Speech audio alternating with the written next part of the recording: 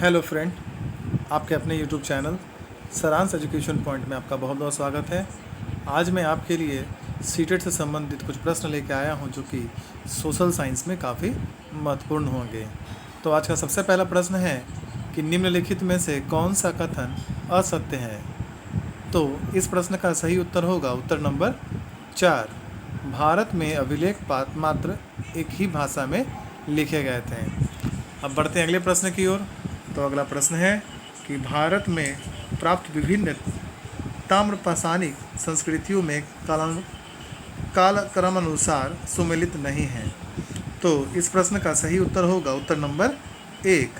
आहार संस्कृति लगभग 1700 से 1400 ईसा पूर्व। अब बढ़ते हैं अगले प्रश्न की ओर। तो अगला प्रश्न है कि भारत में आर्यों की सफलता का मुख्य कारण क्या था। तो इस प्रश्न का सही उत्तर होगा उत्तर नंबर 3। आर्यों के उत्तम सैन्य उपकरण। बढ़ते हैं अगले प्रश्न की ओर। तो अगला प्रश्न है कि अफगानिस्तान का बामियान डैश प्रसिद्ध था। तो इस प्रश्न का सही उत्तर होगा उत्तर नंबर 1 बुद्ध प्रतिमा के लिए। और बढ़ते हैं अगले प्रश्न की ओर। तो अगला प्रश्न है कि समुद्रगुप्त द्वारा दक्षिणा पंथ के शासकों के प्रति अपनाई गई नीति नहीं थी। तो इस प्रश्न का सही उत्तर होगा उत्तर नंबर 4 सम्राट के सामने उनका हाजिर होना। अब बढ़ते हैं अगले प्रश्न की ओर। तो अगला प्रश्न है कि पूर्व मध्यकाल में जातियों की संख्या अधिक होने का प्रमुख कारण था। तो इस प्रश्न का सही उत्तर होगा उत्तर नंबर 3 व्यावसायिक वर्गों का जातियों में परिवर्तन। अब बढ़ते हैं अगले प्रश्न की ओर। तो अगला प्रश्न है कि द्वैताद्वैतवाद के संस्थापक थे। तो इस प्रश्न का सही उत्तर होगा उत्तर नंबर 2 निम्बक्काचार्य। बढ़ते हैं अगले प्रश्न की ओर। तो अगला प्रश्न है कि निम्न में से वे सिख गुरु कौन थे जिन्होंने सिखों को एक लड़ाकू जाति में परिवर्तित किया तथा उन्हें मांसाहार की अनुमति दी। तो इस प्रश्न का सही उत्तर होगा उत्तर नंबर 3 गुरु हरगोविंद। अब बढ़ते हैं अगले प्रश्न की ओर। तो अगला प्रश्न है कि निम्न कथनों में से कौन सा सही है। तो इस प्रश्न का सही उत्तर होगा उत्तर नंबर 1, 2 और 3। यानी कि शेर शाह ने पट्टा एवं कबूलियत व्यवस्था प्रारंभ की, उसने फसल दर की सूची निर्धारित की, और तीसरा है उसके शासनकाल की राजस्व की दर 1/3 थी। बढ़ते हैं आज के अगले प्रश्न की ओर। तो अगला प्रश्न है कि निम्नलिखित में से कौन सा जहांगीर एवं मेवाड़ के बीच संधि की शर्तों में शामिल नहीं था। तो इस प्रश्न का सही उत्तर होगा उत्तर नंबर 1 अमर सिंह द्वारा मेवाड़ का आधिपत्य स्वीकार करना। अब बढ़ते हैं अगले प्रश्न की ओर। तो अगला प्रश्न है कि उत्तरवर्ती मुगल बादशाहों में किसके साम्राज्य की सीमा आलम से पालम तक विस्तृत थी।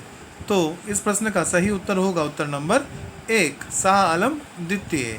अब बढ़ते हैं अगले प्रश्न की ओर। तो अगला प्रश्न है कि क्लाइव ने सन 1757 में कलकत्ता पर अधिकार करने के बाद बंगाल के नवाब सिराजुद्दौला को डैश पर हस्ताक्षर करने का बाध्य किया। तो इस प्रश्न का सही उत्तर होगा उत्तर नंबर 3 अलीनगर की संधि। बढ़ते अगले प्रश्न की ओर। तो अगला प्रश्न है कि वर्णित ग्रंथांश के अनुसार फैक्ट्री से क्या तात्पर्य है। तो इस प्रश्न का सही उत्तर होगा उत्तर नंबर 2 जहां से कंपनी अपने व्यापार आदि का संचालन करती थी। अब अगला प्रश्न है कि अंग्रेजों ने आधुनिक कोलकाता की स्थापना कैसे की थी। तो इस प्रश्न का सही उत्तर होगा उत्तर नंबर 3 गाँव की जमींदारी खरीद कर। बढ़ते हैं अगले प्रश्न की ओर। तो अगला प्रश्न है कि निम्नलिखित सूचियों को सुमेलित कीजिए। एक बार देखिए और खुद से सुमेलित करने का प्रयास कीजिए। तो इस प्रश्न का सही उत्तर होगा उत्तर नंबर 1 ए का 1, बी का 2, सी का 3 और डी का 4। यानी कि सेवा समिति हरदयत नाथ कुंजरू, सेवा सदन बहराम जी मालाबाड़ी, वेद समाज का श्रीधरलू नायडू और डी यानी सत्यशोधक समाज का ज्योतिबा फुले। बढ़ते अगले प्रश्न की ओर। तो अगला प्रश्न है कि निर्वाह कृषि के संदर्भ में कौन सा कथन असत्य है। तो इस प्रश्न का सही उत्तर होगा उत्तर नंबर 3 इसके अंतर्गत आधुनिक विधियों एवं नवीनतम उपकरणों का प्रयोग किया जाता है। अब बढ़ते हैं अगले प्रश्न की ओर। तो अगला प्रश्न है कि निम्नलिखित कथनों पर ध्यान दें। तो सबसे पहला कथन है कि कुतुबुद्दीन ऐबक ने लाहौर को अपनी राजधानी बनाया था, और दूसरा है कि कुतुबुद्दीन ऐबक सुल्तान बनने तक दासत्व से मुक्त नहीं हुआ था। उपरोक्त कथनों में से कौन सा कथन सत्य है? तो इस प्रश्न का सही उत्तर होगा उत्तर नंबर 4, 1 और 2 दोनों। यानी कि कुतुबुद्दीन ऐबक ने लाहौर को अपनी राजधानी बनाया, यह सत्य है, और कुतुबुद्दीन ऐबक ने सुल्तान बनने तक का दासत्व से मुक्त नहीं हुआ था। बढ़ते अगले प्रश्न की ओर। तो अगला प्रश्न है कि निम्नलिखित में से बृहद ज्वार आने का उपयुक्त कारण क्या है?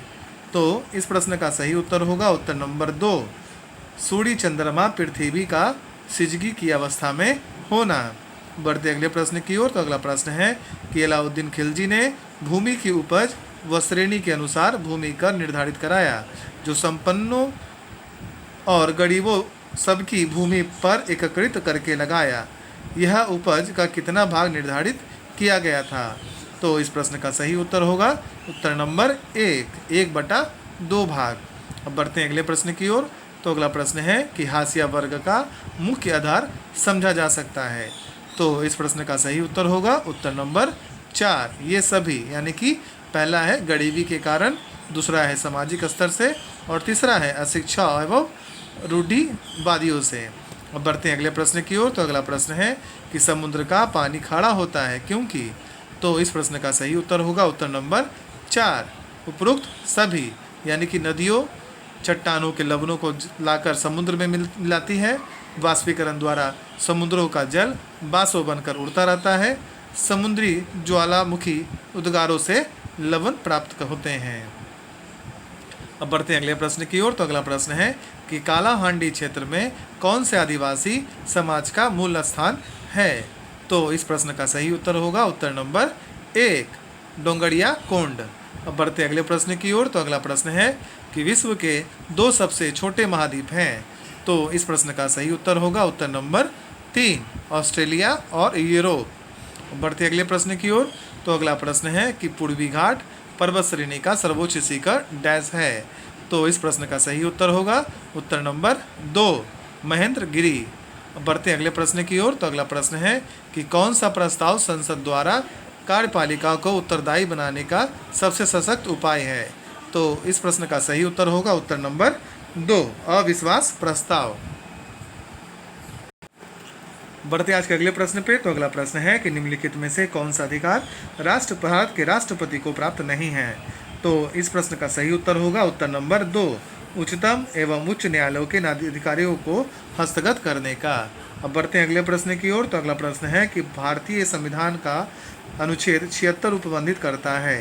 तो इस प्रश्न का सही उत्तर होगा उत्तर नंबर 3, महान्यायवादी की नियुक्ति का। अब बढ़ते हैं अगले प्रश्न की ओर। तो अगला प्रश्न है कि मौलिक अधिकारों का मुख्य उद्देश्य है। तो इस प्रश्न का सही उत्तर होगा उत्तर नंबर 2, व्यक्तिगत स्वतंत्रता को सुनिश्चित करना। अब बढ़ते हैं अगले प्रश्न की ओर। तो अगला प्रश्न है कि भारत में सूचना का अधिकार डैश है। तो इस प्रश्न का सही उत्तर होगा उत्तर नंबर 2, विधिक अधिकार। अब बढ़ते हैं अगले प्रश्न की ओर। तो अगला प्रश्न है कि भारतीय अर्थव्यवस्था में कृषि का महत्व उसके निम्नलिखित किस योगदान से जाना जाता है? तो इस प्रश्न का सही उत्तर होगा उत्तर नंबर 4, उपरोक्त सभी। यानी कि राष्ट्रीय आय तथा रोजगार, औद्योगिक विकास तथा अंतर्राष्ट्रीय व्यापार, खाद्यान्न आपूर्ति, ये सभी। अगर ये वीडियो आपको पसंद आए तो प्लीज़ लाइक, सब्सक्राइब, कमेंट करना ना भूलें। धन्यवाद।